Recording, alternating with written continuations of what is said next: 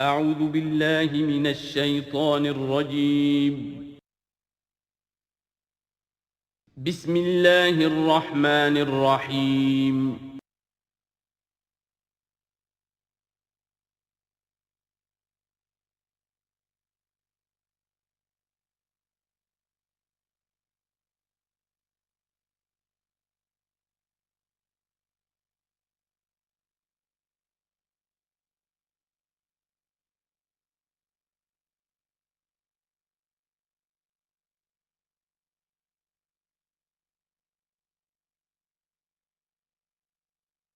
الحمدللہ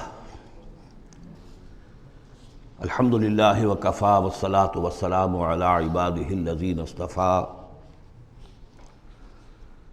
خصوصاً علی افضلہم وخاتم النبیین محمد الامین وعلی آلہ وصحبہ اجمعین اما بعد فقد قال اللہ تبارک وتعالی کما ورد فی سورة الحدید اعوذ باللہ من الشیطان الرجیم بسم اللہ الرحمن الرحیم سبح للہ ما فی السماوات والارض وهو العزیز الحکیم لہ ملک السماوات والارض یحیی ویمیت وهو علی کل شیء قدیر هو الاول والآخر والظاہر والباطن وهو بكل شيء علیم صدق اللہ العظیم رب اشرح لي صدری ویسر لي امری واحلل عقدۃ من لسانی یفقہوا قولی اللہم ربنا الہمنا رشدنا واعذنا من شرور انفسنا اللہم ارنا الحق حقا وارزقنا اتباعہ وارنا الباطل باطلا وارزقنا اجتنابہ اللہم وفقنا لما تحب وترضى وتقبل منا فإنك خیر المتقبلین اللہم ارحمنا بالقرآن العظیم واجعلہ لنا اماما ونورا وہدى ورحمہ اللہم ذکرنا منہ ما نسینا وعلمنا منہ ما جہلنا وارزقنا تلاوتہ آناء اللیل واطراف النہار واجعلہ لنا حجتا یا رب العالمین آمین۔ سورہ حدید سے قرآن حکیم میں جو مکی اور مدنی صورتوں کے 7 گروپ ہیں ان میں سے چھٹے گروپ کی مدنی صورتوں کا آغاز ہو رہا ہے۔ یہ مقام اس اعتبار سے بہت اہم ہے کہ ایک تو یہ کہ پورے قرآن مجید میں تعداد کے اعتبار سے مدنی صورتوں کا یہ سب سے بڑا گلدستہ ہے۔ سورہ حدید سے شروع ہو کر جو 27ویں پارے کی آخری صورت ہے، پھر سورہ تحریم تک کہ جو 28ویں پارے کی آخری صورت ہے، یہ مسلسل صورتیں ہیں 10۔ اگرچہ حجم کے اعتبار سے یہ زیادہ نہیں ہے، 1.25 پارے سے بھی کم، لیکن صورتوں کی تعداد کے اعتبار سے یہ مدنی صورتوں کا سب سے بڑا گلدستہ ہے قرآن حکیم میں۔ اس لیے کہ ذہن میں تازہ کر لیجئے، پہلے سورہ بقرہ، آل عمران، سورہ نساء، سورہ مائدہ، اگرچہ 6.25 پارے لیکن صورتیں تو 4 ہی تھیں۔ پھر سورہ انفال، سورہ توبہ 2 صورتیں، پھر سورہ نور 1 صورت، پھر سورہ احزاب 1 صورت، پھر 3 صورتیں سورہ محمد صلی اللہ علیہ وسلم، سورہ فتح اور سورہ حجرات۔ یہ 10 صورتیں۔ دوسری نمایاں بات ان کی یہ ہے کہ ان میں سے 5 صورتیں وہ ہیں جن کا آغاز ہوتا ہے سبح للہ یا یسبح للہ کے الفاظ سے۔ تسبیح کرتی ہے اللہ کی ہر شے جو آسمانوں میں ہے اور ہر شے جو زمین میں ہے۔ اور یہ تسبیح کا ذکر فعل ماضی میں بھی ہے، فعل مضارع میں بھی ہے، اور فعل مضارع عربی زبان میں حال اور مستقبل دونوں کو کور کرتا ہے۔ تو گویا کہ زمان و مکان کا پورا احاطہ ہو گیا کہ جو کچھ آسمانوں میں ہے اور جو کچھ زمین میں ہے وہ اللہ کی تسبیح بیان کر رہا ہے، ہمیشہ سے اب بھی کر رہا ہے اور ہمیشہ کرے گا۔ ان صورتوں کا ایک خصوصی پھر نام ہے، ان میں سے المسبحات، وہ صورتیں کہ جو تسبیح باری تعالیٰ کے ذکر سے شروع ہوتی ہیں۔ اس میں شامل کرتے ہیں بعض لوگ سورۃ الاعلیٰ کو بھی، سبح اسم ربک الاعلیٰ، لیکن وہاں وہ حکم کی صورت میں ہے۔ یہ مسبحات جو ہیں اس گروپ میں ان کی خصوصی شان ہے۔ تیسری بات جو کہ مضامین کے اعتبار سے ہے، بلکہ زمانہ نزول کے اعتبار سے پہلے سمجھ لیجئے۔ پہلی بات میں نے عرض کی کہ قرآن حکیم میں مدنی صورتوں کا تعداد سور کے لحاظ سے سب سے بڑا گلدستہ، ان میں سے 5 مسبحات۔ تیسری بات یہ کہ ان سب کا باستثناء واحد زمانہ نزول جو ہے وہ حضور صلی اللہ علیہ وسلم کا جو مدنی دور ہے سیرت مبارکہ کا، اس کا نصف آخر ہے، یعنی سن 5 کے بعد نازل ہوئی ہے، سوائے ایک صورت کے، تو آ جائے گی سامنے۔ باقی جو 9 صورتیں ہیں یہ سب کی سب بات کی ہے۔ اس سے جو متعلق بنتی ہے بات وہ یہ ہے کہ اس زمانے میں مسلمانوں میں جوش جہاد، ذوق شہادت، جذبہ انفاق، بحیثیت مجموعی اس میں کچھ کمی آ گئی تھی۔ یہ کمی میں پہلے بھی اشارہ کر چکا ہوں کہ معاذ اللہ اس اعتبار سے نہیں ہوئی کہ سابقون الاولون کے ذوق میں اور شوق میں اور جذبے میں کمی آ گئی، لیکن چونکہ تعداد بڑھی مسلمانوں کی، اور اب اکثریت ان لوگوں کی تھی کہ جو ایمان لائے ہیں ہجرت کے بعد، ان کی اس طرح کی تربیت تو نہیں ہوئی جیسے کہ مکے والوں کی ہوئی تھی 12 برس تک۔ اس اعتبار سے اوسط جب نکالیں گے تو اوسط کے اعتبار سے یقیناً ادھر کچھ اب اضمحلال کے آثار تھے۔ یہ آیت سورہ انفال میں بھی آ چکی ہے، الآن فیکم ضعف، اب تمہارے اندر کچھ کمزوری آ گئی ہے۔ پہلے تم ایک مومن 10 کافروں پر بھاری ہو سکتا تھا، اب ہم 1 کے مقابلے میں 2 پر فتح دیں گے۔ یہ بات سورہ انفال میں آ چکی ہے، لیکن یہاں خاص طور پر نوٹ کیجئے کہ ان تمام صورتوں کے پس منظر میں وہ اضمحلال ہے۔ نتیجہ یہ ہے کہ ان تمام صورتوں میں مسلمانوں کو جیسے کہ جھنجھوڑا جا رہا ہے، تمہیں کیا ہو گیا؟ سورہ صف میں آپ دیکھیں گے، یا ایھا الذین آمنوا لم تقولون ما لا تفعلون، کیا ہو گیا تمہیں؟ کیوں کہتے ہو جو کرتے نہیں ہو؟ اسی سورہ حدید میں آئے گا، وما لکم لا تؤمنون باللہ، تمہیں کیا ہو گیا؟ اللہ پر ایمان پختہ کیوں نہیں رکھتے؟ وما لکم الا تنفقوا فی سبیل اللہ، تمہیں کیا ہو گیا ہے؟ اللہ کے راہ میں خرچ کیوں نہیں کرتے؟ اسی طرح سورہ جمعہ میں وَإِذَا رَأَوْا تِجَارَةً أَوْ لَهْوًا انفضوا إِلَيْهَا وَتَرَكُوكَ قَائِمًا، تو گرفت کا پہلو ہے، پکڑ کا، اور جھنجھوڑا جا رہا ہے۔ اس میں یقیناً روح سخن منافقین کی طرف بھی ہے، لیکن بحیثیت مجموع ان صورتوں میں جو اصل خطاب ہے وہ منافقین سے نہیں ہے۔ منافقین کے موضوع پر ایک مکمل صورت بھی ہے، اور سورہ حدید میں بھی اس مرض کا جو ہے اس کی پیتھولوجی پورے طور سے بیان کی گئی، یہ مرض پیدا کیسے ہوتا ہے۔ لیکن یہ ہے کہ عام طور پر جو روح سخن ہے وہ ضعفاء کی طرف ہے، کمزور مسلمان، منافق نہیں، یعنی جن کا ایمان اتنا قوی نہیں ہے کہ ہرچہ باد آباد۔ اور یہ میں آپ سے عرض کر چکا ہوں، یہ فرق تو شروع سے بھی تھا۔ السابقون الاولون من المہاجرین والانصار والذین اتبعوہم باحسان رضی اللہ عنہم ورضوا عنہ، اس درجے کے لوگوں میں بھی سب کے سب ایک جیسے تو نہیں تھے، وہ درجات تو بلند ترین ہے، رضی اللہ عنہم ورضوا عنہ، تو فرق تو تھا۔ اور اگر حفظ مراتب نہ کنی زندگی، تو ان درجات کا جب تک کہ آپ لحاظ نہ رکھیں اور نہ سمجھیں تو بات سمجھ میں نہیں آئے گی۔ اس پہلو سے یہاں اصل خطاب جو منافقین سے نہیں ہے، یعنی یہ سورہ نساء اور سورہ توبہ اس کا جو رنگ ہے اس میں اصل خطاب منافقین سے ہے، یہاں وہ بات نہیں ہے، ضعفاء، کمزور۔ اس اعتبار سے آج کے مسلمانوں کے لیے اہم ترین حصہ قرآن حکیم کا یہ 10 صورتیں۔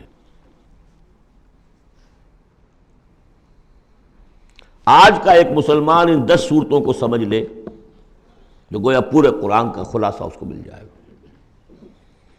ایک تو اس اعتبار سے بھی کہ جیسے میں نے عرض کیا نفاق کا مضمون آیا سورہ نساء میں، سورہ توبہ میں، اور بھی صورتوں میں آیا، سورہ قتال سے شروع ہو گیا، لیکن یہ کہ ایک چھوٹی سی صورت ہے 11 آیتوں کی اس مجموعے میں، سورۃ المنافقون، وہ خلاصہ ہے اس پوری بحث کا۔ ایمان کی بحث تو مکی صورتوں میں 2/3 قرآن مکی صورتوں پہ مشتمل ہے، اب اس میں التذکیر میں آلاء اللہ جو ہے وہ نکال دیجئے تو ساری بحث ایمان ہی کی تو ہے، توحید کی، آخرت کی، معاد کی، بعث بعد الموت کی، رسالت کی۔ اتنی لمبی چوڑی بحث کو سورہ تغابن 18 آیات پر مشتمل ایک صورت ہے۔ واقعہ یہ ہے کہ خلاصہ نکال دیا گیا، اتر کشید کر کے رکھ دیا گیا۔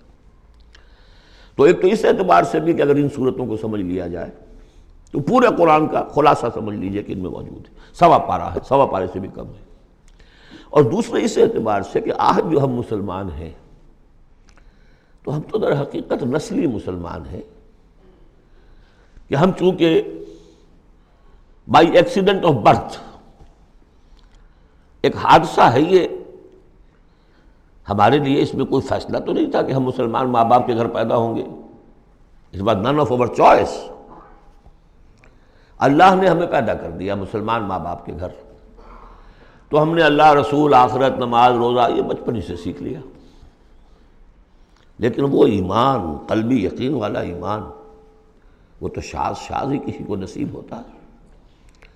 ڈھونڈ اب اس کو چراغ رخ زیبا لے کر، لہذا ہماری عظیم اکثریت اس وقت منافق بھی نہیں ہے، ہم دھوکہ دینے کے لیے تو نہیں ایمان لائے ہم، الحمدللہ منافق اس معنی میں نہیں ہے۔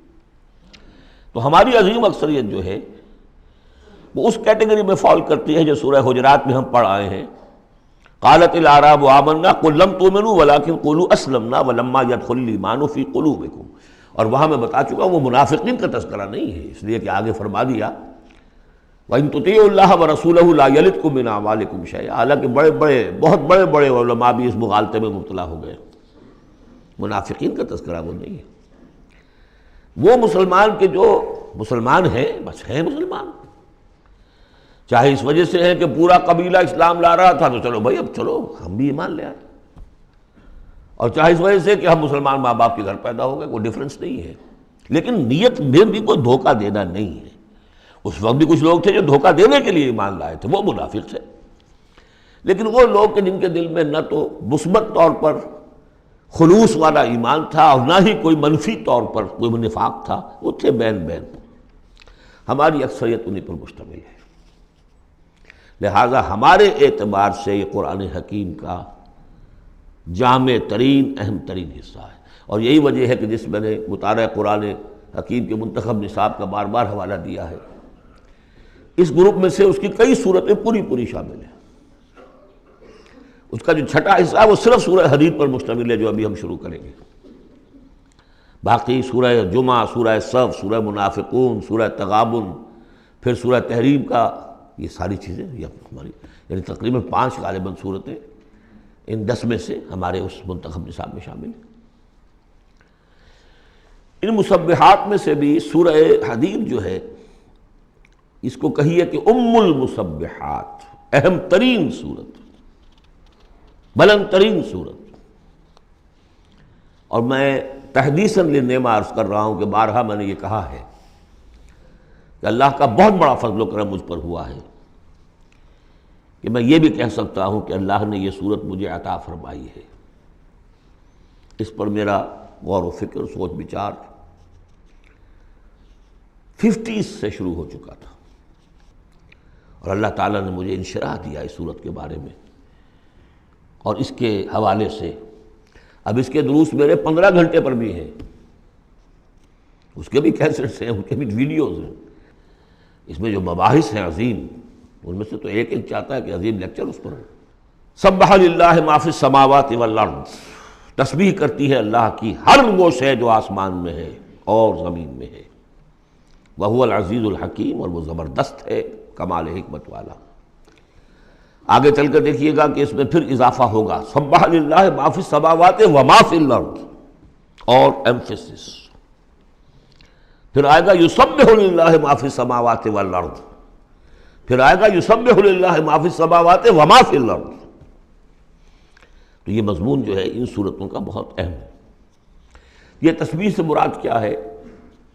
ایک تسبیح تو وہ ہے کہ جو ہماری سمجھ میں آتی ہے، میں نے پہلے بھی عرض کیا تھا کہ تصویر کوئی ہو تو وہ مصور کے کمال فن یا اناڑی پن کا گویا کہ اپنے زبان سے اظہار کر رہی ہے۔ آپ دیکھتے کہتے ہیں کسی اناڑی کی بنائی ہوئی تصویر ہے، یا آپ کہیں گے صاحب کسی بڑے ماہر فن مصور نے بنایا۔ گویا کہ تصویر اپنے مصور کے کمال فن یا اس کی عدم مہارت پر دلالت کر رہی ہے۔ اگر کمال فن پر کر رہی ہے تو گویا کہ زبان حال سے وہ تصویر اپنے مصور کی تعریف کر رہی ہے۔ اس معنی میں کائنات کا ذرہ ذرہ اپنے وجود سے گواہی دے رہا ہے، میرا پیدا کرنے والا، میرا صانع، میرا خالق، میرا باری، میرا مصور ہر عیب سے پاک ہے، ہر نقص سے پاک ہے، ایک ہستی کامل ہے، اس کے علم میں، اس کی قدرت میں، اس کی حکمت میں کہیں کوئی کمی نہیں۔ یہ تسبیح حالی ہے، زبان حال سے۔ اور جیسے کہ سورہ بنی اسرائیل میں ہم دیکھ آئے ہیں، یہ بھی ہو سکتا ہے کہ اللہ نے ہر ایک شے کو زبان دی ہو۔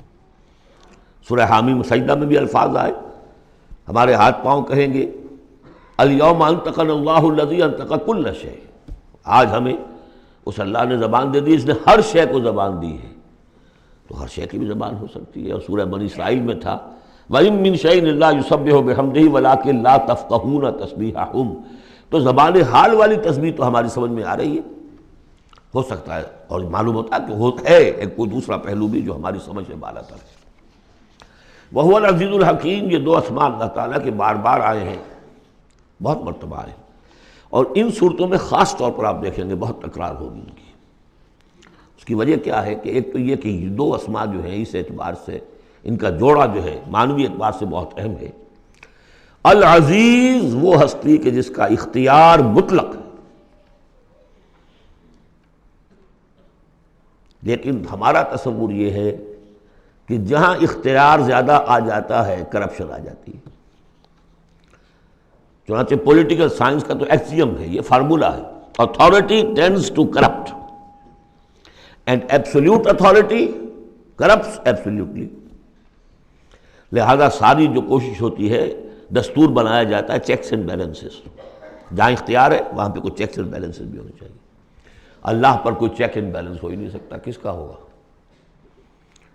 تو وہ اختیار مطلق العزیز، اس کو بیلنس جو شے کر رہی وہ الحکیم بھی ہے، اس کی حکمت بھی کامل ہے، اس کا کوئی فعل، اس کا کوئی فیصلہ، اس کا کوئی عمل حکمت سے خالی نہیں۔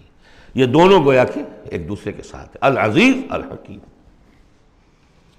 لہو ملک السماوات والارض، کیونکہ اس سورہ مبارکہ میں خاص طور پر دین، ایک دین کی حیثیت سے کہ جس میں ایک نظام، پورا نظام زندگی آئے اور حکومت بھی اس کے اندر شامل ہو، اللہ کی حکومت، لہذا یہ شانیں جو ہے خاص طور پر نمایاں کی جائیں گی۔ لہو ملک السماوات والارض،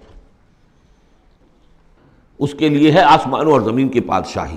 یحیی و یمیت، وہی زندہ رکھتا ہے، وہی مارتا ہے۔ وَهُوَ عَلَىٰ كُلِّ شَيْءٍ قَدِيرٌ، وہ ہر چیز پر قادر ہے۔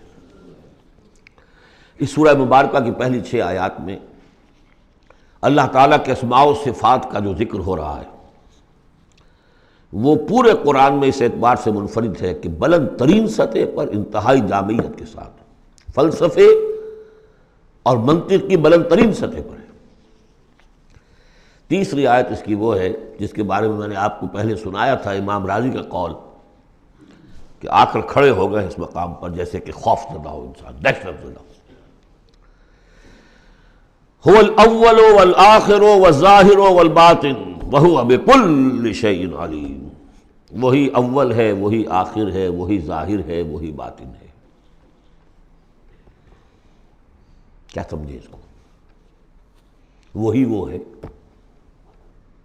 پھر یہ کیا ہے؟ غالب کا بڑا پیارا شعر ہے، جبکہ تجھ بن نہیں کوئی موجود، پھر یہ ہنگامہ ہے خدا کیا ہے؟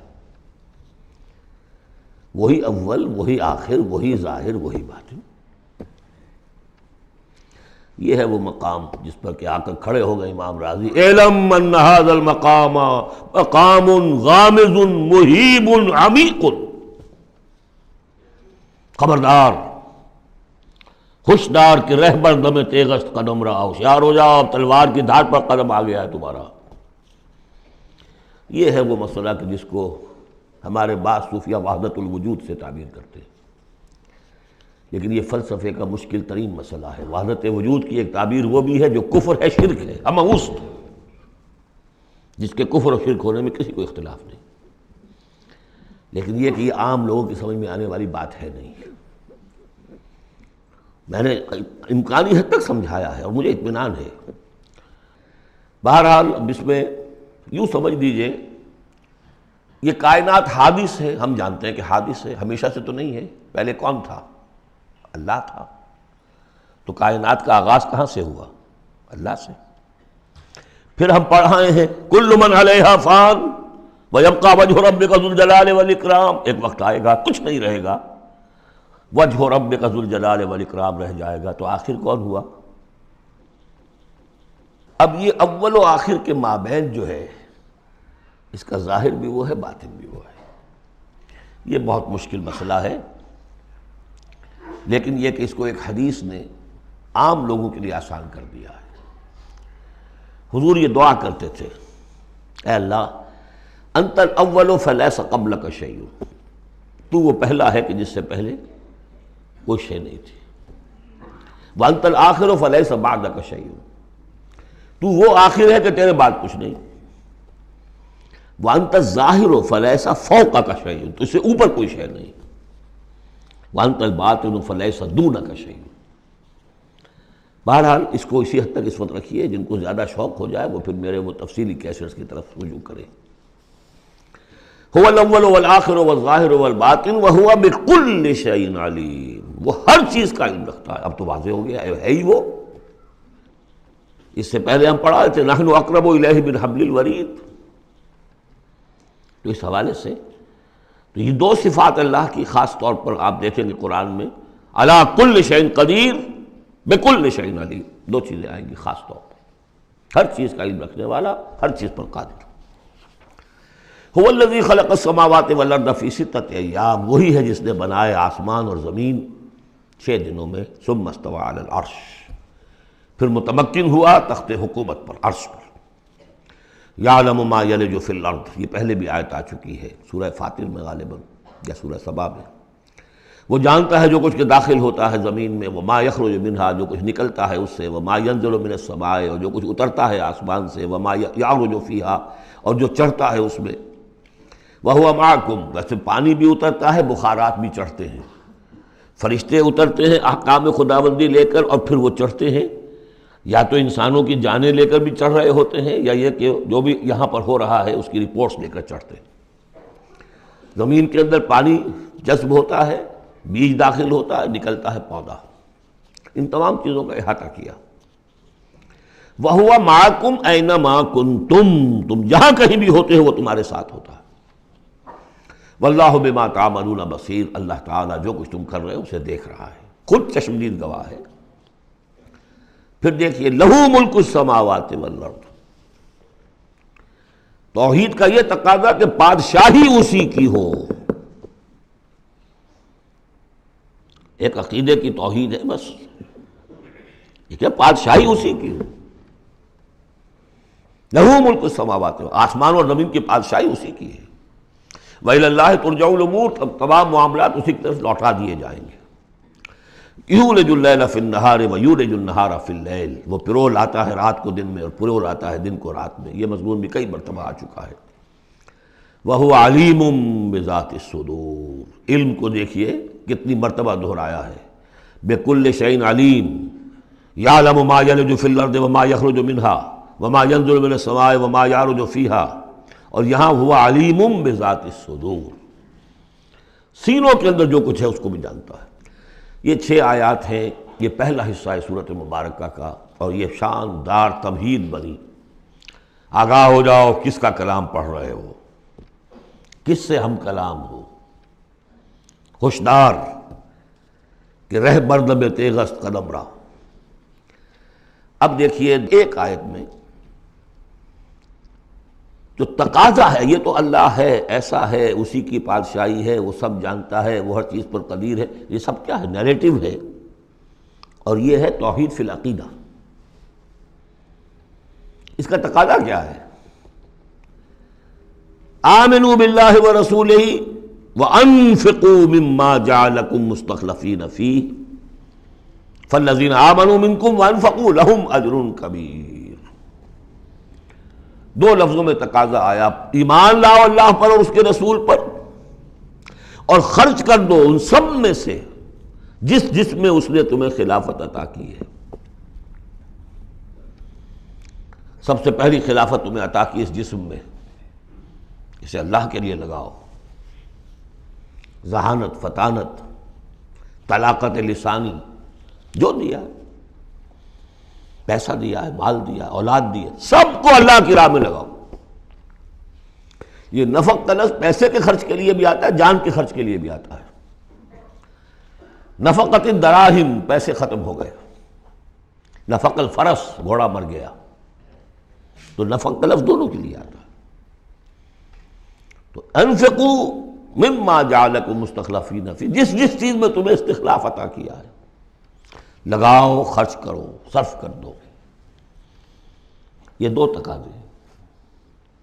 اصل میں یوں سمجھیے کہ جو سورہ حجرات میں دو تقاضے آئے تھے، آمنوا باللہ ورسولہ، سورہ حجرات میں آئے تھے انما المؤمنون الذین آمنوا باللہ ورسولہ ثم لم یرتابوا وجاہدوا باموالہم وانفسہم فی سبیل اللہ۔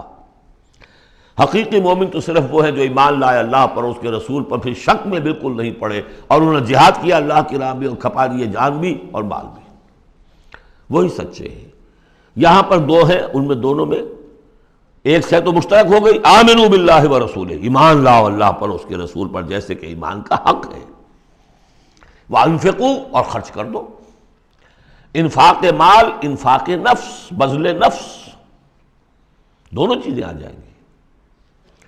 مما جعلکم مستخلفین فیہ، اب اگر یہ دو کام کر دو تو تمہارے وارے نیارے ہیں، تم کامیاب ہو۔ فالذین آمنوا منکم وانفقوا لہم اجر کبیر، تو جو تم میں سے یہ دو تقاضے پورے کر دیں، ایمان لائیں جیسے کہ ایمان کا حق ہے، یقین والا ایمان، اور انفاق کر دیں، خرچ کر دیں، لگا دیں، کھپا دیں، اپنے آپ کو بھی اور اپنی تمام جو بھی کچھ اپنی ملکیت ہے، جو ساز و سامان ہے، لہم اجر کبیر۔ اب دیکھیے نظم، دیکھیے اب دو آیتوں میں وہ ڈانٹ کا، ڈپٹ کا، زجر کا معاملہ ہو رہا ہے۔ وَمَا لَكُمْ لَا تُؤْمِنُونَ بِاللَّهِ، تمہیں کیا ہو گیا ہے، کیوں نہیں ایمان رکھتے اللہ پر؟ وَالرَّسُولُ يَدْعُوكُمْ لِتُؤْمِنُوا بِرَبِّكُمْ، جبکہ ہمارے رسول محمد صلی اللہ علیہ وسلم تمہیں دعوت دے رہے ہیں، وہ ابھی موجود ہیں تمہارے مابین، تمہیں کیا ہو گیا؟ وہ تمہیں دعوت دے رہے ہیں کہ تم ایمان رکھو اپنے رب پر۔ وَقَدْ أَخَذَ مِيثَاقَكُمْ، اور دیکھو تم سے عہد لے چکا ہے تمہارا رب۔ اگر تم ایمان کا دعویٰ کرتے ہو تو عہد در عہد، ایک عہد تو تم کر کے آئے تھے، أَلَسْتُ بِرَبِّكُمْ قَالُوا بَلَىٰ، پھر ایک عہد تم نے کیا سَمِعْنَا وَأَطَعْنَا، پھر تم نے عہد کیا ان اللہ اشترى من المؤمنین انفسهم واموالهم بان لهم الجنہ، بیع و شرع ہو چکی ہے۔ وقد اخذ میثاقکم، وہ تم سے عہد لے چکا ہے، ان کنتم مؤمنین، اگر تم حقیقتاً مومن ہو، دعویٰ تو کر رہے ہو ایمان کا۔ ساتھ ہی اب راستہ بتا دیا، اگر تم اپنی گریبان میں جھانکو اور محسوس کرو کہ وہ یقین والا ایمان تو نہیں ہے، اندر تو کچھ خلاصہ ہے، اللہ کرے کہ ہمیں اس کا احساس ہو جائے، اپنی گریبانوں میں جھانکیں۔ اسلام تو ہے، اللہ کا شکر ہے، جو یہاں آئے ہوئے ہیں، دور دور سے آئے ہوئے ہیں، تو اسلام تو ہے، روزہ نماز تو ہے، لیکن اپنے اندر جھانکے وہ ایمان، یقین والا ایمان۔ اگر احساس ہو جائے کہ نہیں ہے تو معلوم ہونا چاہیے کہاں سے ملے گا یہ۔ هو الذی ينزل على عبده آیات بینات لیخرجکم من الظلمات الی النور، وہی تو ہے جو اپنے بندے پر صلی اللہ علیہ وسلم یہ آیات بینات نازل کر رہا ہے تاکہ نکالے تمہیں اندھیروں سے روشنی کی طرف۔ گویا کہ ایمان حقیقی، یقین والے ایمان کا منبع، سرچشمہ، اس کی سورس یہ ہے اللہ کی کتاب۔ اسے پڑھو، سمجھ کر پڑھو، تدبر کرو، غور و فکر کرو، محسوس کرو گے کہ تمہارے اندر ایک ہلچل ہے، تمہاری فطرت کے تار، یہ قرآن چھیڑے گا انہیں۔ نغمے بیتاب ہے تاروں سے نکلنے کے لیے، ایک ذرا چھیڑ تو دے زخمہ مضراب حیات، اور اس سے خود تمہارے اندر سے ابھر کر ایمان اندر سے ابھرے گا۔ تمہارے اندر ہے، سویا ہوا ہے، تمہاری روح میں ہے، ڈورمنٹ ہے، صرف ایکٹیویٹ کرنے کی بات ہے، اور یہ آیات قرآنیہ انہیں ایکٹیویٹ کرتی ہیں۔ هو الذی ينزل على عبده آیات بینات لیخرجکم من الظلمات الی النور وان اللہ بکم لرؤوف رحیم، اور یقیناً اللہ تمہارے حق میں بہت رؤوف اور رحیم ہے۔ اب آپ نے دیکھ لیا کہ سورس جو ہے اس ایمان کا وہ کیا ہے، قرآن۔ سورہ شورا میں ہم دیکھ آئے ہیں خود حضور کو کہاں سے ملا، وَكَذَلِكَ أَوْحَيْنَا إِلَيْكَ رُوحًا مِّنْ أَمْرِنَا مَا كُنْتَ تَدْرِي مَا الْكِتَابُ وَلَا الْإِيمَانُ وَلَكِنْ جَعَلْنَاهُ نُورًا نَهْدِي بِهِ مَن نَّشَاءُ مِنْ عِبَادِنَا۔ اے نبی، آپ کو تو معلوم نہیں تھا کتاب کسے کہتے ہیں، شریعت کسے کہتے ہیں، نہ آپ تورات سے واقف، نہ آپ انجیل سے واقف، آپ تو مکے کے امیین میں سے تھے۔ ایمان کسے کہتے ہیں؟ وَلَكِنْ جَعَلْنَاهُ، اس قرآن کو ہم نے نور بنا کر آپ پر اتارا ہے۔ وہ ایمان جو ہے اب آپ کا باطن اس سے جگمگا اٹھا ہے، اب آپ جو ہے گویا کہ اب روشنی کا مینار ہیں، اب آپ ہدایت دیں گے سیدھے راستے کی طرف۔ اسی کو مولانا ظفر علی خان نے کہا ہے بہت خوبصورتی لیکن بہت سادگی سے، وہ جنس نہیں ایمان جسے لے آئیں دکانیں فلسفہ سے، ڈھونڈے سے ملے گی عاقل کو یہ قرآن کے سپاہوں۔ اچھا، ایک بات تو ہو گئی کہ تم ایمان کیوں نہیں، تمہارا پختہ کیوں نہیں ہے، یہ ڈلمل یقین ایمان کیوں لیے پھر رہے ہو، یہ شکوک و شبہات کے کانٹے جس میں چبھے ہوئے ہیں اس ایمان کے ساتھ گزارا کیوں کر رہے ہو؟ اگر اس میں کمی ہے تو پہلے اس کمی کو پورا کرو، چھوڑ دو دھندے، کچھ دن نکال لو، ایک سال نکال لو اپنی زندگی میں سے کہ کم سے کم اتنی عربی سیکھ لیں کہ یہ قرآن ہمارے دلوں کے تاروں کو چھیڑ سکے۔ وہ اسی وقت ہوگا تیرے ضمیر پہ جب تک نہ ہو نزول کتاب، گرہ کشا ہے درازی نہ صاحب کشاف۔ انسپیریشن قرآن سے ترجمے سے نہیں مل سکتی، ناممکن ہے۔ مفہوم سمجھ لیں گے، دماغ میں کچھ چیزیں آ جائیں گی، لیکن وہ جو قلب کو متحرک کرنا ہے، اس کو انسپائر کرنا ہے، وہ اسی وقت ہوگا۔ اب دوسری ڈانٹ، وَمَا لَكُمْ أَلَّا تُنْفِقُوا فِي سَبِيلِ اللَّهِ، تمہیں کیا ہو گیا، خرچ کیوں نہیں کرتے اللہ کی راہ میں؟ وَلِلَّهِ مِيرَاثُ السَّمَاوَاتِ وَالْأَرْضِ، آسمان اور زمین کی ساری وراثت تو بالآخر اللہ ہی کے لیے رہ جائے گی۔ تمہارے پاس رہ جائیں گے یہ محل، یہ کوٹھیاں، یہ فیکٹریاں، تم آج ہو کل نہیں ہوگے، جو اگلے ہوں گے وہ بھی پھر نہیں ہوں گے۔ کائنات تو اسی کی ہے، وارث وہی ہے، الوارث وہی تو ہے، اور تم سینت سینت کے رکھ رہے ہو۔ وَمَا لَكُمْ أَلَّا تُنْفِقُوا فِي سَبِيلِ اللَّهِ، اور انفاق میں نوٹ کر لیجیے، میں بتا چکا ہوں کہ انفاق کے اندر انفاق مال بھی ہے، انفاق نفس بھی ہے، بذل نفس، جان کھپانا، وہ واضح ہو جائے گا۔ وَلِلَّهِ مِيرَاثُ السَّمَاوَاتِ وَالْأَرْضِ لَا يَسْتَوِي مِنْكُمْ مَنْ أَنْفَقَ مِنْ قَبْلِ الْفَتْحِ وَقَاتَلَ، برابر نہیں ہے تم میں سے وہ جنہوں نے انفاق کیا اور قتال کیا فتح سے پہلے۔ قتال آ گیا، جان کھپانے کے لیے میدان میں آئے۔ انفاق جو کہا تھا آیت نمبر 7 میں، وہ صرف مال کا نہیں، جان کا بھی ہے، اور انفاق جان جو ہے اس کا سب سے بڑا موقع کیا ہے؟ جنگ، جہاں آپ نقد جان ہتھیلی پر رکھ کر حاضر ہوتے۔ وہ تو اگر جان بچ جائے تو گویا کہ بونس ہے، ورنہ جو جاتا ہے جنگ میں وہ پورا رسک لے کر جاتا ہے۔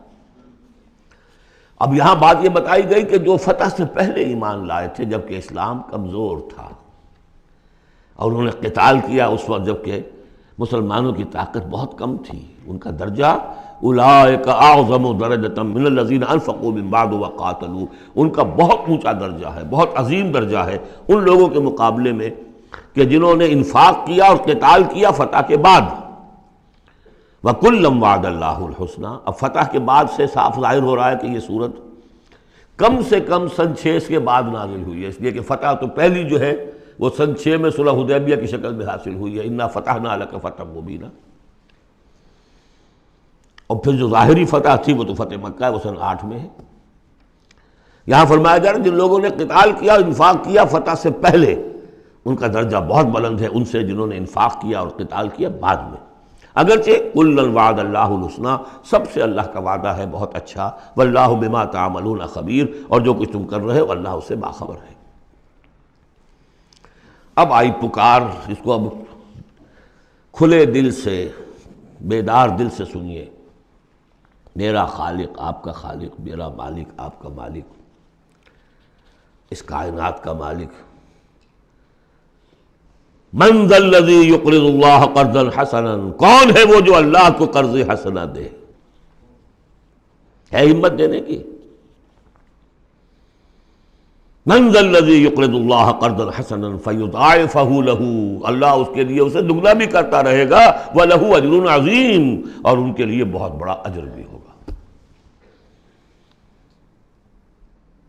لگاؤ اپنی مال اللہ کے راہ میں، لگاؤ اور کھپاؤ، اپنی جانیں اللہ کی راہ میں لگاؤ اور کھپاؤ، اور جان لیجئے کہ جان کا کھپنا اور مال کا کھپنا ایک یہ کہ شہادت یا موت سے پہلے تو برابر چیز ہے۔ آپ اپنی جان کی قوت، صلاحیت، ذہانت، فطانت یہ خرچ کرتے ہیں تو مال کماتے ہیں نا،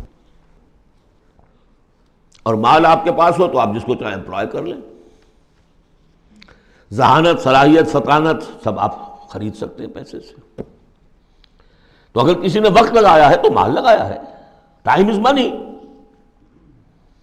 اپنی جان کما رہا ہے تو وہ مال لگا رہا ہے، اس لیے کہ اسی جان کو کما کر وہ مال کما سکتا تھا۔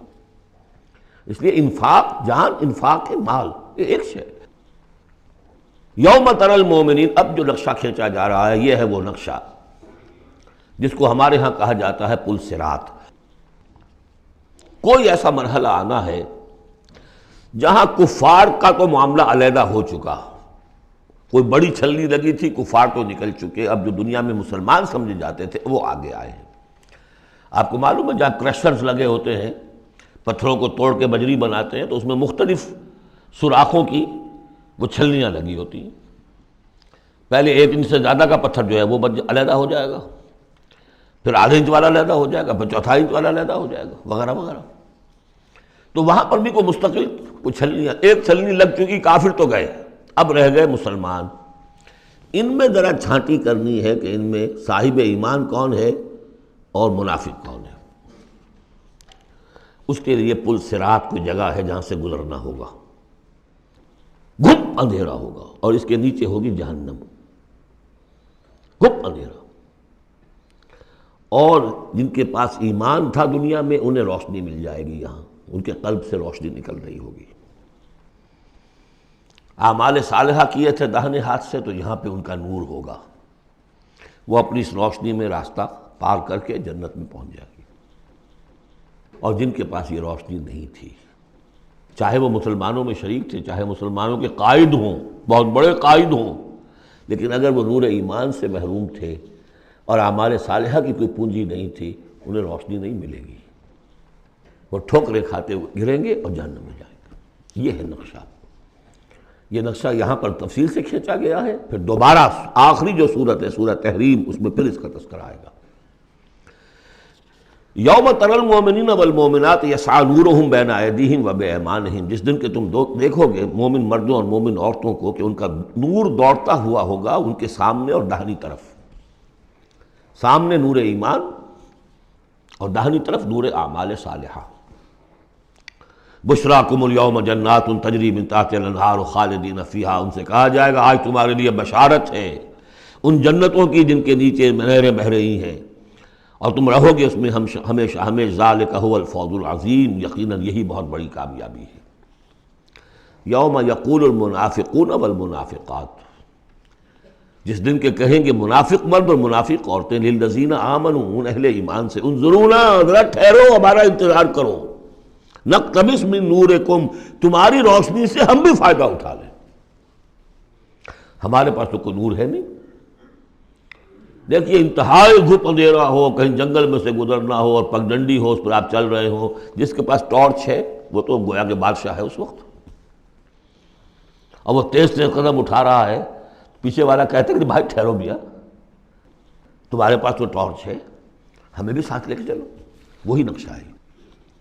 انظرونا، ہمیں مہلت دو، انتظار کرو ہمارا، ذرا ٹھہرو، کہاں بڑھے چلے جا رہے ہو؟ اقتبس من نورکم، یہی وہ لفظ ہے اقتباس۔ قبس کہتے ہیں چنگاری کو، کسی چولہے میں سے چنگاری لا کر اپنے چولہے میں آگ جلا دینا۔ ہم تمہارے اس نور سے فائدہ اٹھا لیں۔ قیل ارجعوا وراءکم فالتمسوا نورا، کہا جائے گا لوٹ جاؤ پیچھے کی طرف اور تلاش کرو نور۔ یہ نور یہاں نہیں ملا، دنیا سے کما کر لایا گیا ہے۔ یہاں قیلہ کہا گیا، قالو نہیں کہا گیا۔ اہل ایمان کی شرافت اور مروت سے یہ بعید ہے کہ وہ یہ جواب دے۔ کوئی کہنے والا ہوگا اللہ کا فرشتہ، قیلہ کہا جائے گا، قیل ارجعوا وراءکم، لوٹ جاؤ پیچھے کی طرف، فالتمسوا نورا، اگر ہو سکتا جاؤ دوبارہ دنیا کے اندر، وہاں جا کر ایمان اور عمل صالح کی کمائی کر کے لاؤ تو یہ نور ہوگا۔ فضرب بینہم بسور لہ باب، اور اتنے عرصے میں ان کے درمیان ایک فصیل حائل کر دی جائے گی جس میں ایک دروازہ ہوگا، باطنہ فیہ الرحمہ، اس فصیل کے اندر کی طرف رحمت ہوگی، وظاہرہ من قبلہ العذاب، اور اس کے باہر کی طرف عذاب الہی کا نزول شروع ہو جائے گا۔ یہ چھلنی ہے جو اہل ایمان اور منافقین کے درمیان لگائی جائے گی۔ اب اس اعتبار سے اگلی دو آیتیں جو ہیں قرآن مجید کا اہم ترین مقام ہے کہ یہ پیتھولوجی کیسے ڈیولپ ہوتی ہے، نفاق کیسے آتا ہے۔ ینادونہم الم نکن معکم، وہ منافق کہیں گے اے مسلمانوں کیا ہم تمہارے ساتھ نہ تھے؟ تمہارے ساتھ مسجد نبوی میں ہم نمازیں پڑھتے تھے، عیدیں پڑھتے تھے، ہم تمہارے ساتھ تھے۔ الم نکن معکم، کیا ہم تمہارے ساتھ نہ تھے؟ قالوا بلا، اب وہ کہیں گے ہاں تھے تو ہمارے ساتھ، کیوں نہیں تھے؟ ولکنکم فتنتم انفسکم، تم نے اپنے آپ کو فتنے میں ڈالا۔ فتنہ کیا ہے؟ انما اموالکم واولادکم فتنہ، مال اور اولاد سے ضرورت سے زیادہ محبت، اگر اللہ اور اس کے رسول اور اس کی راہ میں جہاد سے زیادہ محبت ہے اہل و عیال سے اور مال سے، تم نے اپنے آپ کو اپنے ہاتھوں فتنے میں ڈال لیا۔ یہاں ذرا وہ آیت اب یاد کر لیجئے جو سورہ توبہ میں ہم پڑھا ہے، آیت نمبر 24، قل ان کان آباؤکم وابناؤکم واخوانکم وازواجکم وعشیرتکم واموال اقترفتموها وتجارۃ تخشون کسادها ومساکن ترضونها احب الیکم من اللہ ورسولہ وجہاد فی سبیلہ فتربصوا حتی یاتی اللہ بامرہ واللہ لا یہدی القوم الفاسقین۔ اے نبی ان سے کہہ دیجئے کہ اگر تمہیں اپنے باپ اور بیٹے اور بھائی اور بیویاں اور رشتہ دار اور وہ مال جو بڑی محنت سے جمع کیے ہیں، وہ تجارت جس کی کساد کا تمہیں اندیشہ رہتا ہے، اور وہ حویلیاں اور محل جو تمہیں بڑے محبوب ہیں، اگر ان 8 چیزوں کی محبت زیادہ ہے تمہارے دل میں اللہ اور اس کے رسول اور اس کی راہ میں جہاد کی محبت سے، تو جاؤ دفع ہو جاؤ، انتظار کرو یہاں تک کہ اللہ اپنا فیصلہ سنا دے۔ یہ ترازو کس نے ٹلٹ کی ادھر؟ یہ 8 والا پلڑا کیوں ہوا نیچے؟ کیوں نہیں یہ 3 والا نیچے گیا؟ یہ تمہارا فیصلہ ہے، اٹ واز یور چوائس، لہذا فتنتم انفسکم، تم نے خود اپنے آپ کو فتنے میں ڈالا، اور یہ فتنے میں جب ڈالا وتربصتم، نتیجہ تربص نکلا، وہی جو آیت ختم ہوئی آیت نمبر 24 سورہ توبہ کی، فتربصوا، گو مگو میں آدمی مبتلا ہو جاتا ہے، چلوں نہ چلوں، بڑھوں نہ بڑھوں، قدم بڑھاتا ہوں تو یہ خطرات آتے ہیں، یہ مصیبتیں آتی ہیں، رک جاتا ہوں تو باز پرس ہوتی ہے، پوچھا جائے گا، اچھا چلو جھوٹ بول کے جان بچا لوں گا، اس سے آگے بڑھنا شروع ہوتا ہے بس۔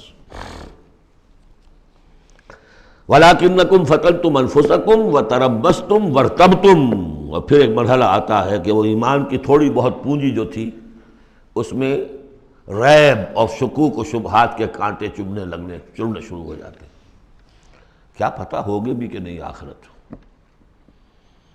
یہ دنیا نقد ہے، اس کی لذت نقد، اس کی کلفت نقد، اس کا عیش نقد، اس کی تکلیف نقد. پتہ نہیں آخرت ہوگی کہ نہیں ہوگی. پھر شکوک و شبہات آئیں گے. آخری بات وغرتکم الامانی، پھر تمہیں دھوکہ دیا مزید تمہاری خواہشات نے. اللہ بڑا بخشنے والا ہے، اللہ پالن ہار ہے، اللہ بخشن ہار ہے، ہم کچھ بھی کریں آخر تیرے محبوب کی امت میں ہیں. We are the chosen people of the lord. غرتکم الامانی، کبھی خیال ہوتا بھی ہے تو یہ تھپکیاں دے دے کر یہ امانی جو ہے یہ سلا دیتی ہے. وغرکم باللہ الغرور حتی جاء امر اللہ، یہاں تک کہ اللہ کا فیصلہ آ گیا. وغرکم باللہ الغرور، اور تمہیں خوب دھوکہ دیا اللہ کے نام پر اس دھوکے باز نے، شیطان لعین نے. یہ سورہ لقمان میں آ چکا ہے. فلا یغرنکم الحیات الدنیا ولا یغرنکم باللہ الغرور. یہ ہے سٹیجز. دنیا، مال، اسباب، اولاد، کاروبار، ان چیزوں میں اتنا انہماک کہ اللہ اور اس کا رسول اور اللہ کی راہ میں جہاد کی جو محبت ہے وہ کمتر ہو جائے. یہ نقطہ آغاز ہے. یہاں سے تربص سے ریب و شکوک، اور ریب و شکوک سے آگے نفاق. فَالْيَوْمَ لَا يُؤْخَذُ مِنْكُمْ فِدْيَةٌ وَلَا مِنَ الَّذِينَ كَفَرُوا، تو آج نہ تم سے کوئی فدیہ قبول کیا جائے گا اور نہ کافروں سے. اشارہ کر دیا گیا دنیا میں تم مسلمانوں کے ساتھ تھے، یہاں تمہارا حشر اور کافروں کے ساتھ ہے. یہی نفاق کی حقیقت ہے. منافق دنیا میں مسلمان شمار ہوتا ہے، قانون میں مسلمان ہے، آخرت میں جا کر پردہ کھلے گا کہ ایمان کی حقیقت تو تھی ہی نہیں. یہ تو ایک عقیدہ تھا، لیے پھرتا تھا، ایک ڈوگما تھا، دل میں وہ بات نہیں تھی. وَلَمَّا يَدْخُلِ الْإِيمَانُ فِي قُلُوبِكُمْ، وہ ایمان ابھی تمہارے دلوں میں داخل نہیں ہوا تھا. دل کے اندر ایمان نہیں تو نور کہاں سے آ جائے گا؟ اور دل میں ایمان نہیں تو جو نیکی بھی کر رہا ہے وہ دکھاوے کی نیکی ہے، وہ دنیا میں لوگوں کے اندر شہرت حاصل کرنے کی نیکی ہے. ہاں ایمان یہاں ہے تو اب نیکی جو ہے اس کے اندر نور ہے. فَالْيَوْمَ لَا يُؤْخَذُ مِنْكُمْ فِدْيَةٌ وَلَا مِنَ الَّذِينَ كَفَرُوا مَأْوَاكُمُ النَّارُ وَهِيَ مَوْلَاكُمْ وَبِئْسَ الْمَصِيرُ. اب تو تمہارا ٹھکانہ تو آگ ہی ہے اور وہ بہت برا ٹھکانہ ہے. وہی تمہاری مولا ہے، غم خار ہے، دم ساز ہے. کوئی اپنا شکوہ شکایت کرنی ہے، کوئی نالا و فریاد، اسی سے کہو جو کچھ کہنا ہے. بئس المصیر، اور وہ بہت برا ٹھکانہ ہے. اب یہ سب کچھ اگر آپ نے سن لیا تو اب یہ آپ سے ایک اور سوال اللہ تعالیٰ کر رہے ہیں. الم یعن للذین آمنوا ان تخشع قلوبہم لذکر اللہ وما نزل من الحق. کیا وقت آ نہیں گیا اہل ایمان کے لیے کہ ان کے دل جھک جائیں اللہ کی یاد میں اور اس کے سامنے کے جو حق میں سے نازل ہو چکا ہے. یاد ہے اس قرآن کے بارے میں سورہ بنی اسرائیل میں کیا پڑھا تھا؟ وَبِالْحَقِّ أَنزَلْنَاهُ وَبِالْحَقِّ نَزَلَ. ہم نے اس کو نازل کیا حق کے ساتھ اور یہ نازل ہوا ہے حق کے ساتھ. تاخیر، تعویق، یہ کر لوں وہ کر لوں، اس کے بعد بچیوں کے ہاتھ پیلے کرنے ہیں. ابھی ذرا بچوں کی تعلیم کا مسئلہ ہے. تعلیم کیا؟ دنیا کی تعلیم، نری تعلیم دنیا کی. خود ساری عمر گزار دی ہے جن کوچوں کی سیر کرتے ہوئے انہی کوچوں میں داخل کر رہے ہیں اپنی اولاد کو. اور ایسے ایسے لوگ بھی ہیں، ایسے ایسے ناسمجھ لوگ، کچی عمر میں برطانیہ بھیج دیا، امریکہ بھیج دیا، اور پھر روتے ہوئے آتے ہیں بچہ بگڑ گیا، بچے نے یہ کر دیا، بچہ وہ ہو گیا. یہ تو حال ہے. الم یعن للذین آمنوا ان تخشع قلوبہم لذکر اللہ وما نزل من الحق. کیا وقت آ نہیں گیا؟ کس کے منتظر ہو؟ اہل ایمان کے دل جھک جائیں اللہ کی یاد میں اور اس قرآن کے سامنے. ولا یکونوا کالذین اوتوا الکتاب من قبل، نہ ہو جائیں ان لوگوں کے مانند جنہیں کتاب دی گئی تھی پہلے. فطال علیہم الامد، تو جب ان پر ایک طویل مدت گزر گئی، فقست قلوبہم، تو ان کے دل سخت ہو گئے.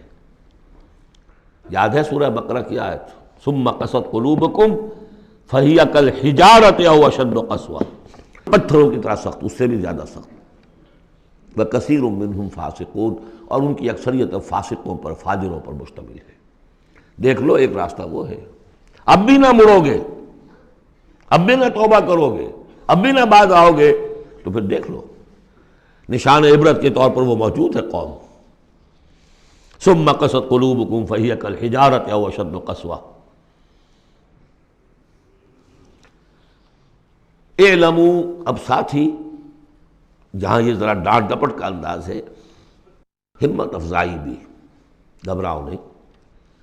اگر تم یہ محسوس کرتے ہو کہ دل کی زمین، دل کی کھیتی ایمان کے اعتبار سے بنجر ہے، کچھ نہیں اس میں، تب بھی گھبراؤ نہیں، مایوس نہ ہو۔ اعلموا ان اللہ یحیی الارض بعد موتہا، جان لو اللہ تعالیٰ زندہ کر دیتا ہے زمین کو اس کے مرنے کے بعد۔ زمین دیکھتے ہو بے آب و گیا بڑی ہوتی ہے، بنجر، بارش برستی ہے تو وہ زندہ ہو جاتی ہے۔ اللہ تمہارے دلوں کی کھیتی کو بھی اثر نو، ایمان کی فصل بخش سکتا ہے، مایوس نہ ہو۔ اعلموا ان اللہ یحیی الارض بعد موتہا قد بینا لکم الآیات لعلکم تعقلون، ہم نے تو تمہارے لیے اپنی آیات خوب واضح کر دی ہیں تاکہ تم عقل سے کام لو۔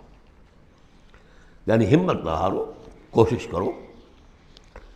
کھیتیاں دوبارہ اس کے اندر فصل آ جایا کرتی ہے، بارش برستی ہے، ہاں لیکن کھیتی کے اندر کچھ ہل چلانا پڑتا ہے، بیج ڈالنا پڑتا ہے، مشقت کرنی پڑتی ہے۔ تو یہاں بھی تمہیں ایک ہل چلانا ہوگا، اور وہ ہل چلانا کیا ہے؟ یہ مال کی محبت ہے کہ جو اس زمین کے اندر جس نے کہ بنجر بنا دیا ہے، اس کو ہل چلاؤ، مال کی محبت نکالو۔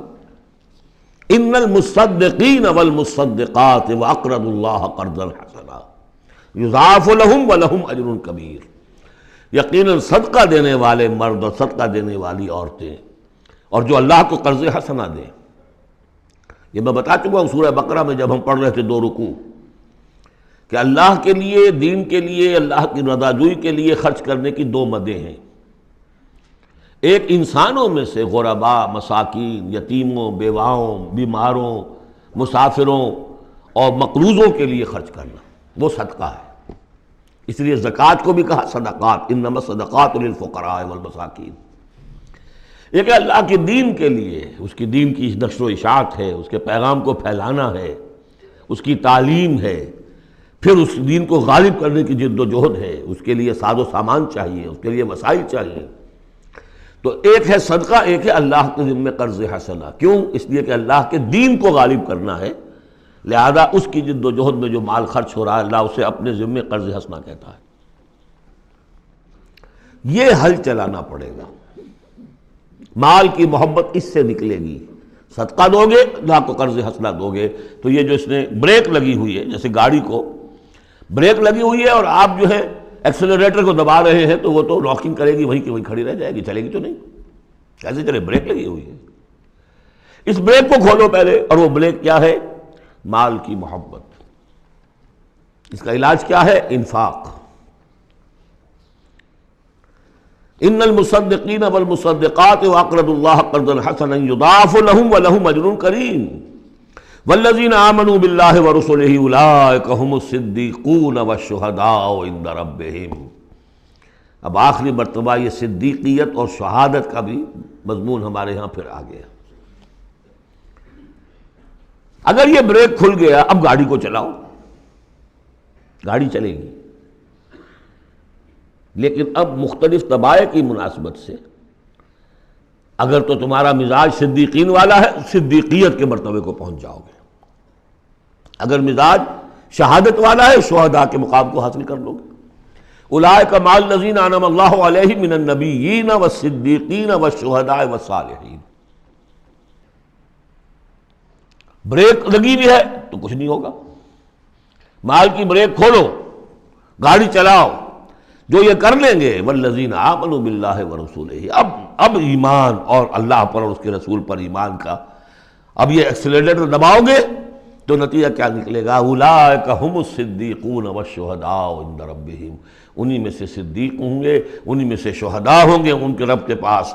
لہم اجرہم ونورہم، ان کے لیے ہوں گے ان کا اجر اور ان کا نور۔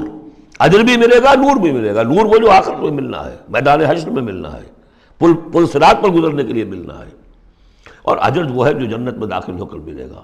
لہم اجرہم ونورہم والذین کفروا وکذبوا بآیاتنا اولئک اصحاب الجحیم، اور جن لوگوں نے کفر کیا اور ہماری آیات کو جھٹلایا، یہ لوگ ہیں جہنمی۔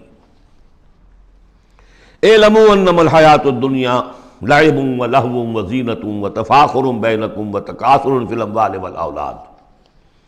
اب جو چیز بریک تھی اس کو سمجھ لو، بریک کی حقیقت کیا ہے؟ دنیا کی محبت۔ جان لو کہ یہ دنیا کی محبت کیا ہے اس کے سوا کہ کچھ عرصہ کھیل کود میں گزرتا ہے۔ لعب، بچپن میں اور کسی چیز سے کوئی دلچسپی نہیں ہوتی۔ باپ کا کاروبار ٹھیک چل رہا ہے کہ نہیں چل رہا ہے، بچے کو اس سے کیا غرض، انہیں تو اپنا کھیل کود کرنا ہے۔ لہو، ذرا سا ٹین ایج آئی تو اب کھیل معصوم کھیل نہیں رہتا، اس میں کچھ سینشول گریٹیفیکیشن شروع ہو جاتی ہے، لہو۔ اور اسی وقت جو ہے زینت، بناؤ سنگھار بہت ہوتا ہے، بہت اس ایج میں مردوں کو بھی خیال ہوتا ہے ٹھیک ٹھاک لباس ہو، پورا جو ہے ہمارے فیشن کے مطابق ہو، ویری سینسٹیو۔ اس کے بعد ذرا عمر بڑھتی ہے، تفاخر بینکم، اب فخر، نسل پر فخر، مال پر فخر، دولت پر فخر، اور فخر میں بڑھ جانا، تفاخر بینکم۔ لیکن جب ذرا زندگی ذرا اور ڈھلی، تکاثر فی الاموال والاولاد، کثرت سے مال اور اولاد۔ اس کے بعد یہ ہے، ایک سٹیج پر تو یہ ہوتا ہے کہ مونچھ نیچی نہ ہو چاہے سب کچھ چلا جائے، اور اگلی سٹیج پر یہ ہوتا ہے کہ مونچھ نیچی کیا، شیو بھی ہو جائے تو کوئی بات نہیں، مال آنا چاہیے۔ یہ عجیب آیت ہے، انسانی زندگی کے یہ نفسیاتی مراحل ہیں۔ بہت کم لوگوں نے سمجھا اس آیت کو۔ اس کا ہر دور میں کوئی ایک شے ہوتی ہے جو انسان کے اس ذہن پر اور نفسیاتی اعتبار سے اس کے نزدیک بڑی اہمیت کی حامل ہوتی ہے۔ بچپن میں کھیل کود، ذرا اس سے بڑا ٹین ایجرز، اس میں لہو وزینۃ، اس سے اوپر آئے تفاخر، اس سے اوپر آئے اب یہ ہے کہ بڑا ریئلسٹک ہو جاتا ہے آدمی، چھوڑو میاں ان باتوں کو، پیسے کی فکر کرو، رکھو اس کو، سنبھالو۔ تکاثر فی الاموال والاولاد کمثل غیث، میں نے بارہا کہا یہ ایک لائف سائیکل ہے، ہیومن لائف سائیکل۔ وہی لائف سائیکل آپ کو ملتی ہے باٹنی میں، نباتات میں۔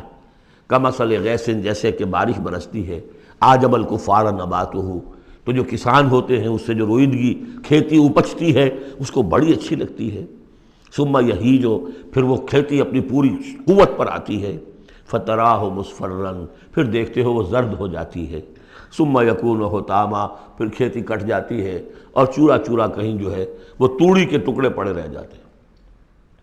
اسی طرح بچہ پیدا ہوتا ہے، بڑی خوشیاں ہیں، جشن بن رہا ہے، پھر وہ بچہ جوان ہوا ہے، ثم یہیج، جو اپنی پوری قوت کو پہنچ گیا ہے، فتراہ مصفرا، پھر بالوں میں بھی سفیدی آ گئی، پھر چہرے پر جھریاں آ رہی ہیں، ثم یکون حطاما، پھر مرے اور گڑھے میں دفن ہوئے اور مٹی میں مل کر مٹی ہو گئے۔ لیکن ایک زندگی آخرت کی ہے جس کے لیے کوئی اس طرح کا اینڈ نہیں ہے۔ وَفِي الْآخِرَةِ عَذَابٌ شَدِيدٌ وَمَغْفِرَةٌ مِّنَ اللَّهِ وَرِضْوَانٌ، اور آخرت میں ہے بہت بڑی سزا اور مغفرت اللہ تعالیٰ کی طرف سے، اور یا رضوان ہے۔ وَإِنَّهَا لَجَنَّةٌ أَبَدًا أَوْ لَنَارٌ أَبَدًا وَمَا الْحَيَاةُ الدُّنْيَا إِلَّا مَتَاعُ الْغُرُورِ، اور جان لو کہ دنیا کی یہ زندگی تو سوائے دھوکے کے ساز و سامان کے اور کچھ نہیں ہے۔ یہ تمہیں اپنے اندر گم کیے رکھتی ہے، بھلائے رکھتی ہے، نہ اللہ یاد نہ آخرت یاد، اسی میں مگن، اسی میں گم۔ کافر کی یہ پہچان کہ آفاق میں گم ہے، اور مومن کی یہ پہچان کہ گم اس میں ہے آفاق۔ بارک اللہ لی ولکم فی القرآن العظیم ونفعنی وإیاکم بالآیات والذکر الحکیم۔